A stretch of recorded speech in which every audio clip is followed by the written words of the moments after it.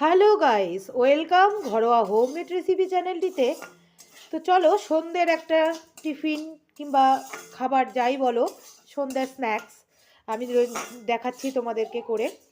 চিড়ে সবার ঘরেই থাকে, তো সব রেগুলার তো মুড়ি খেতে ইচ্ছে করে না, কি বাইরের ফাস্ট ফুডও খাওয়াটা ঠিক নয়।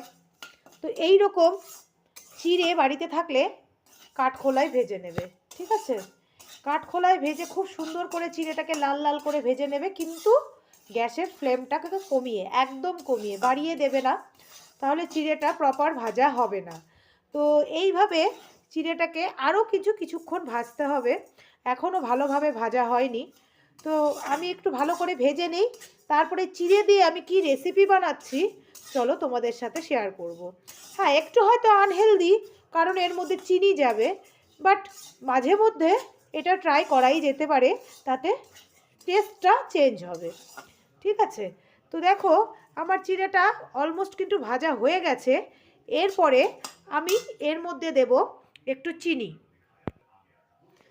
তো দেখো আমি এর মধ্যে 2 চা চামচ চিনি দিয়ে দিয়েছি, আর দেব এই 1 চুটকি লবণ, সামান্য, দেখো এটুকু নিয়েছি, তার মধ্যেও এটুকু আমি রেখে দিলাম, আমি নেব না। তো এই চিনিটাকেও বেশ সুন্দর করে কম আঁচে তোমরা চিড়ের সাথে গলিয়ে নেবে, নিয়ে ঝরঝরে একটা মিষ্টি আইটেম তৈরি হবে। তো চলো দেখো এইভাবে ধোঁয়া উঠতে থাকবে, তোমরা কিন্তু অনবরত নাড়তে থাকবে, এটাকে ছেড়ে দিলে চলবে না। খুব সুন্দর একটা ডেজার্ট আইটেম চিড়ের হয়, তো খেতে দারুণ টেস্টি হয়।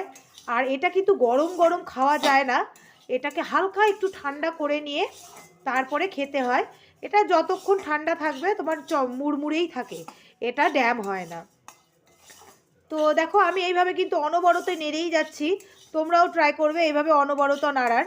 তারপরে আমি দেখাচ্ছি লাস্ট পজিশনে কিভাবে এটাকে নামাতে হবে।